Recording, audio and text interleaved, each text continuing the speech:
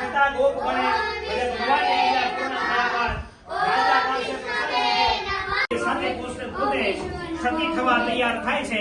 આમ કન્યાને બળી કરવા તૈયાર થયેલી જોઈને સ્ત્રી સાથે સાધુ માણ્યો ઘણા શોકથી ત્રાસ પડેલો સાધુ માણ્યો ધર્મ વિચારથી ચિંતા કરીને બોલે છે કે શ્રી સત્યનારાયણ ભગવાને તો હરણ કરી લીધું નહીં ભાઈને.